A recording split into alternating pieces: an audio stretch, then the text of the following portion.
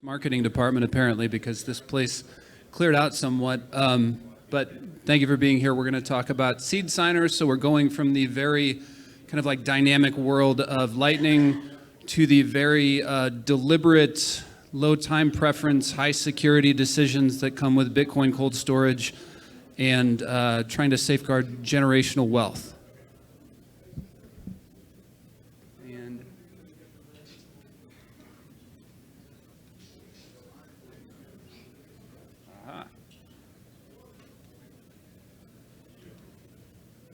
Bam. All right. So who am I?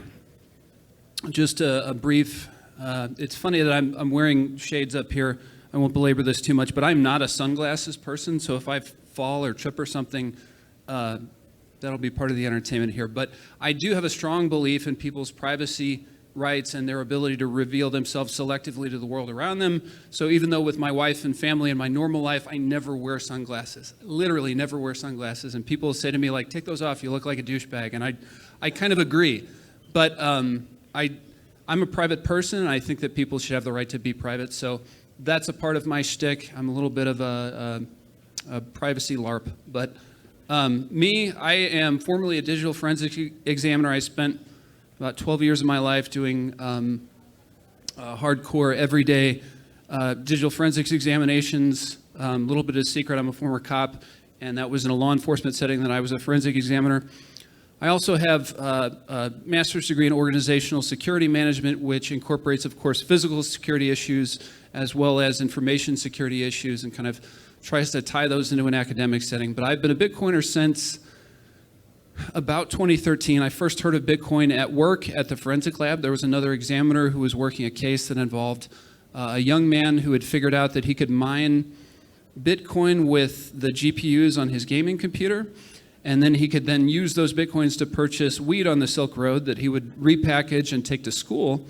And that's how there was an investigation initiated. So I heard about this Bitcoin thing, and I was like, what is that? And Bitcoin kind of hits you where you are in your life.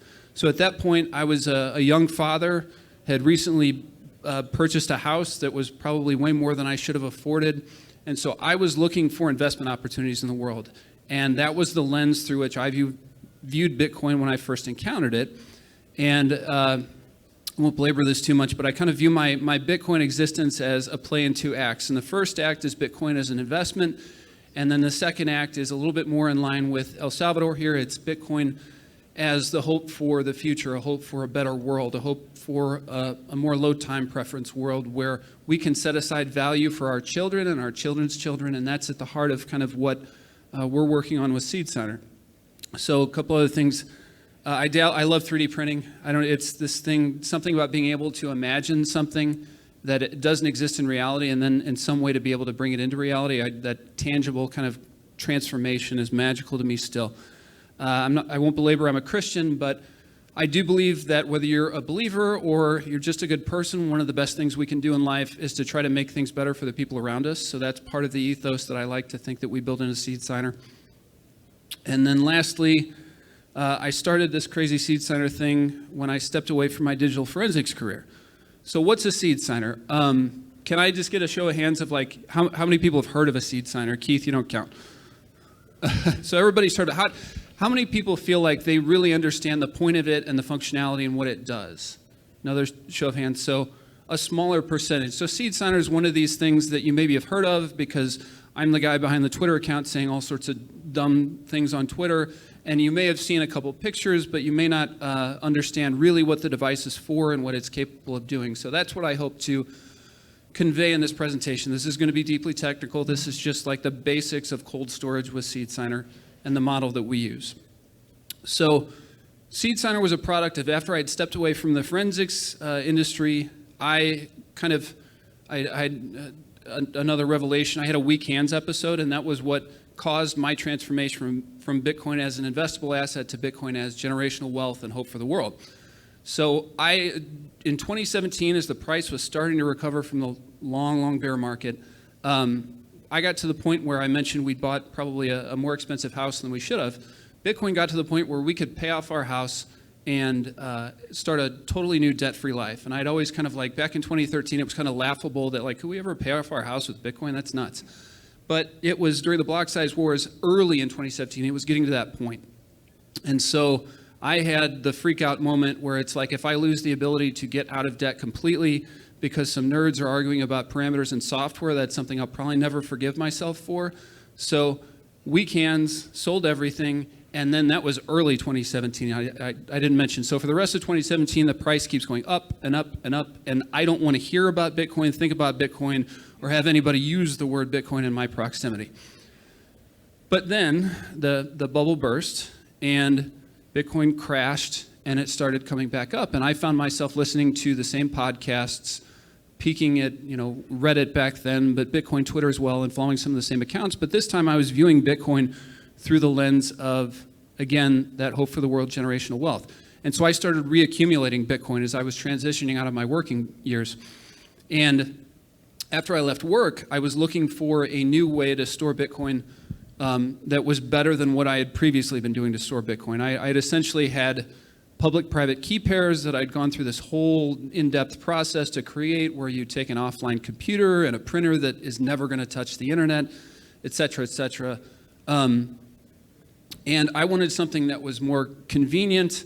At that time, multisig was just coming onto the scene, where there were real multisig coordinator wallets. So multisig wasn't just something that you heard about BitGo doing. It was something that as a Bitcoiner, you could actually get your hands on and start playing with. And so the timing came together for me to kind of leverage some of the ideas that I had learned about as a digital forensic practitioner and as a security student, and implement that into what felt like the best way to store Bitcoin kind of for the long-term hodl, as they say. So you're not supposed to read off of presentations, but I'm going to break that.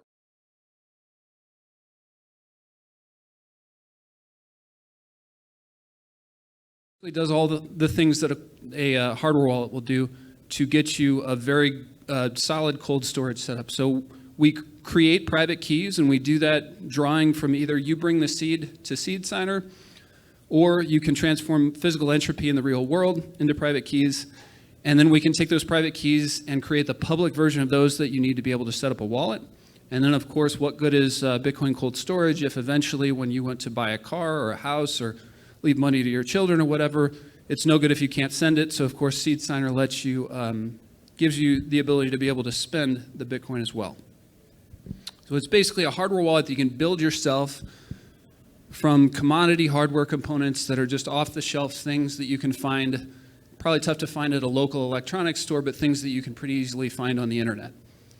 But Seedsigner, it turns out, as the project has evolved, some things make sense to you intuitively, and then you have to kind of back into the logic of why they make sense. But as time has progressed, like it became a more solidified belief for me that Seedsigner is really a great match for like people who live in El Salvador. I don't know what the fashionable term is now, the global South, Africa, Central America. But what is important to me is that the same thing that I use to store my generational wealth, my Bitcoin, I would like that tool to be available to everybody, regardless of, where, what do they call it, the fetal lottery, wherever our Creator put us on this earth, and whatever resources you have access to. I think everybody should have that up, because the real opportunity of Bitcoin is that it is wealth that you can truly hold in your hands, and that can die with you if you choose to let it. So Seedsigner is a great match for El Salvador. One of the reasons is this operation in isolation, which just means that it's a very naturally air-gapped computer. So you can have a high degree of confidence that this thing does not have Wi-Fi, it doesn't have Bluetooth, it doesn't have a USB data connection. And the whole point is that when you are interacting with the Bitcoin network and trying to keep your keys private, it's that you have one kind of software and hardware stack that integrates with the blockchain and talks to the internet, and then you have a completely separate hardware device with separate software that interacts with your private keys, with the foremost concern of that is keeping your private keys private. But the device has to be able to prove that it knows the keys. It has to be able to communicate somehow with the outside world. So we use these animated QR codes to exchange information between like a phone and the Seedsigner itself. And it so happens that QR exchange process is it works extremely well with mobile phones.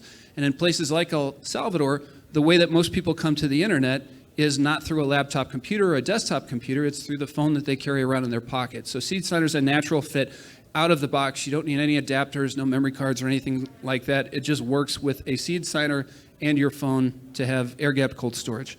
Second is this idea of statelessness, which is also a core kind of ingredient in Seedsigner, and that's just a fancy computer science term for it's amnesiac, or it doesn't remember certain pieces of information. So that when you use your Seedsigner to create a private key, or you load a private key onto the Seedsigner, that key, we take extra special care to make sure that that key just exists as a variable in memory or computer RAM, and it's just a physical characteristic of computer memory is that when you remove power from it, that memory is not stateful, it's stateless. So when you remove power from it, the data that's being held there just goes away.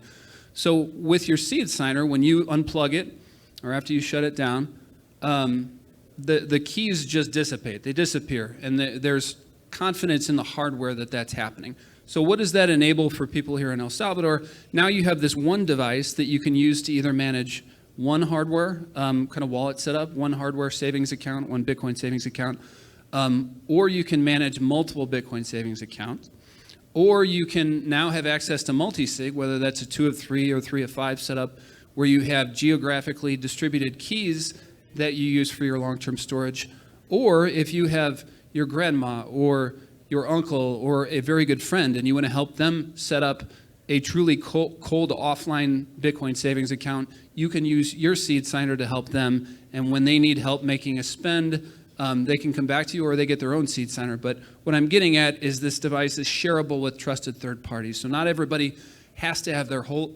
own hardware wallet. We break that correlation between one key, one physical hardware device. Lastly, it's a do-it-yourself device. I mentioned you could buy it online, inexpensive components that are not Bitcoin. That's really important to some people who live in adversarial environments where privacy is important, and maybe they don't want to be observed purchasing a hardware wallet, or maybe they just don't want their identity out there, perhaps being maintained by a Bitcoin company in an email database. So Seedsigner works with, of course, laptop and desktop computers, but as I mentioned before, it's also super compatible, great user experience with mobile phones, Apple, Android, and such. And hopefully, we are working with Galoy, and we're optimistic that we are going to get cold storage integrated into the Galoy Bitcoin Beach wallet, such that people, of course, it's important to have the convenience of custodial funds that you can use through the Lightning Network or with their StableSats product. But it would also be nice in that same app, with that same kind of semi-trusted third party, if you could have access to a Bitcoin savings interface where you personally held the keys. And even if something went bad with Galoy or whoever the community banking provider is, you'd be able to recover your funds using a different piece of software. But you yourself, you become, as they say in the Bitcoin space, unruggable at that point. So even if something goes south with Galoy or the company disappears or whatever like that, your long-term savings is something that you can take with you potentially. Or, you know, I don't even think about this, but if you had to suddenly relocate because of political instability to another part of the world, with cold storage set up this way, you'd be able to recover your money on the other side, which is super important. So what do you need to build a Seedsigner? I've talked about it. What we have pictured here is a Raspberry Pi Zero, and most of you are probably familiar with kind of the standard flagship Raspberry Pis. Those are kind of still a single board computer and pretty small, but it's the larger form factor. And we use a smaller form factor called a Raspberry Pi Zero, and there is a very specific version of the Raspberry Pi Zero that is a version 1.3. It doesn't have Wi-Fi, it doesn't have Bluetooth, so the hardware is physically not present. So there's no way that it can wirelessly communicate with the outside world to give people building a Seedsigner kind of that enhanced level of assurance that once their keys are active on the device, it's this very secure, isolated environment where the keys can't be, maliciously or inadvertently leaked out somewhere else. The LCD hat here is just kind of a standard electronic display and controls hat that sits on top of the Raspberry Pi. And then, of course, we have a camera that we use to read in the QR codes. the memory card that stores the software, and of course a USB cable. And then if you want to get fancy, right by my leg here, there are several designs for enclosures that people can either buy somewhere or 3D print themselves. So the bar for getting into cold storage with a Seedsigner is very low. And it's a device that is a force multiplier for cold storage, in that, like I said, it's something that you can share with people that you trust and let them have access to. So that's why we're so excited, why I'm personally, I think I can speak for my other collaborators, but why we are so excited to be here in El Salvador, because we think it is a great match for people that are ready to transition from using Lightning, and of course, they're always going to, I'll get closer, who are transitioning from Bitcoin as a medium of exchange into a store of wealth and a unit of account. So, and you can be those two things at the same time. It just requires thinking carefully about where you're keeping the majority of your funds. So those Raspberry Pis that I talked about, when I first started Seedsigner, you could walk into a store in my hometown with $5 and walk out with one of those Raspberry Pis in hand. It's a beautiful thing. But with the COVID kind of induced supply chain issues, it became a lot harder to find those Raspberry Pis. So we're also looking at migrating to other hardware platforms in tandem to maintain Pi support, but also to be able to support different microcontroller platforms like ESP32 and maybe potentially others. Right now we're focused on ESP32, and we are designing, and hopefully we'll get to the finish line with manufacturing, a purpose-built signing device. So Seedsigner will always be something that is DIY, that you can build yourself if that's the way you prefer to have one.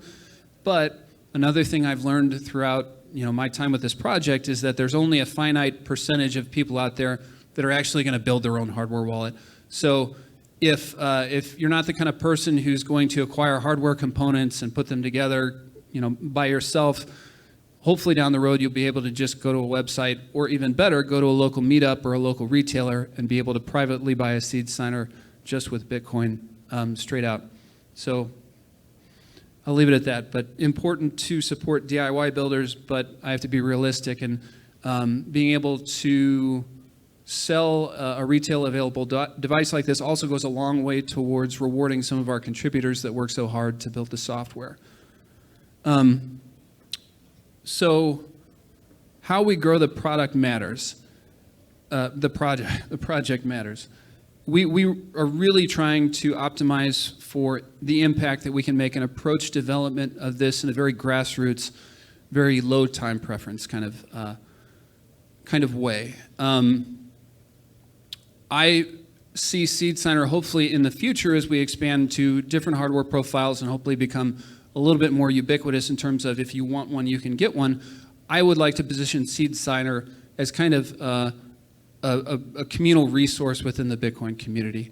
And kind of to be like a de facto standard of, like, if you were, like when I was in high school, if you did trigonometry and calculus, you had a Texas Instruments calculator. Like, maybe if you're learning about Bitcoin and you're doing cold storage, you have a Seedsigner. It's just kind of the standard. But our ethos, we try to encourage, it's a totally volunteer software project. We have a development fund where we solicit donations to support our contributors. But as of right now, there is no company that is Seedsigner. We're just volunteer software developers and people with other skills that are coming together to build this thing that we think is a great solution for cold storage. And it's kind of like, you hear a lot of developers and a lot of builders, even if it wasn't something that they could ever sell or start a company with, sometimes you just imagine a thing and you build that thing because you want the thing. And maybe it usually turns out that there are other people like you and they probably want it too. But all of the people working on Seedsigner understand the vision and the value of what the platform provides. So that's how we can attract people that are very talented to help us build the platform out. And lastly, let the market be a weighing machine. So if it's a bad idea, nobody will build one and people won't be interested to talk about it. But as time goes on, even with all the Raspberry Pi shortages, Seedsigner is something that interest has continued to slowly grow. We don't have a marketing budget. We don't have an advertising exec or anything like that. It's just Bitcoiners telling other Bitcoiners about Seedsigner, or randomly every once in a while you might see me at a conference talking about it, or Keith or one of our other contributors. But we're not sponsoring podcasts, we're not sponsoring conferences, we're volunteer software developers. And so if this is a good idea, kind of my test of the market is that it will continue to grow and develop. So far, so good. So what are we working on right now with Seedsigner? It is, and it has been for a long time, a fully functioning platform to be able to save with Bitcoin, but we can grow and we can refine the platform and add new features. So I'm personally working with Me Premier Bitcoin to, this week and next week, they'll be having several workshops here in El Salvador where attendees who are local El Salvadorans can obtain a Seedsigner that's been paid for with donated funds from various individuals and various organizations. And as a part of these workshops, they'll receive a Seedsigner and they will learn how to use it to hopefully, as they grow kind of their Bitcoin wealth, to transition to an unruggable cold storage kind of setup. So we're also working on a custom LCD hat. And as I mentioned before, there's the work on the purpose-built signing device. We have some software enhancements, Seedsigner OS that's mentioned there. The primary advantage of that is like it's one more assurance for our users. Once you boot up the Seedsigner, you can remove the memory card that contains the software. So that's kind of like a final piece of assurance that your private key isn't being leaked somewhere onto the device. But various enhancements with that, and I know that we are short on time. 1 minute, I'm told. So if you're interested to learn more about Seedsigner or you want to get involved, read about the concept, read about the idea. Maybe build one, sit down with other people and show them how to use it, see what they think. Help them build one. And then if you are, whether or not you're a technologist or not a technologist, if you can record a demo video, that's something extremely valuable that people who don't have deep computer science skills can do. If you can record a demo video or translate some of our educational materials, there's all sorts of opportunities to help the project out. Thank you to Galoy, Me Premier Bitcoin, Ibex Mercado. The HRF has made 2 Grand Star contributors that we're extremely grateful for because they see Seedsigner as a potential tool for the people that they aim to help in this world. And then, of course, our primary contributors, Keith and another awesome guy named Nick. And I have Joe Mayo in quotes because he's a very private person. He's floating around here at the conference. Maybe he'll introduce himself to you, but he has like 3 or 4 names and I can't keep them straight. So if somebody says they're Joe Mayo from Seedsigner, you'll know that's him. And we have this last bullet point here. These are all people that have made not small but meaningful contributions to Seedsigner. So it really is a community-built resource that has kind of a growing prominence, and to where on Twitter I noticed that somebody will ask, "What's your favorite hardware wallet?" or "What's a good way to do cold storage?" I am super pleased to see Seedsigner routinely coming up as an answer alongside Coldcard, alongside Trezor, alongside some of those other tools. So this ethos of plebs supporting plebs, or we can do this ourselves. You don't have to trust a Bitcoin company. That's really what this is all about. So, thank you, Keith. Downstairs, for the rest of today and probably a good part of tomorrow, I'll be down there. There'll be other contributors. We'll have some Seedsigners that if you just want to hold the device and play with it, absolutely, we'll sign some transactions and you can see how it works. So I appreciate everybody here, and I'm probably at time.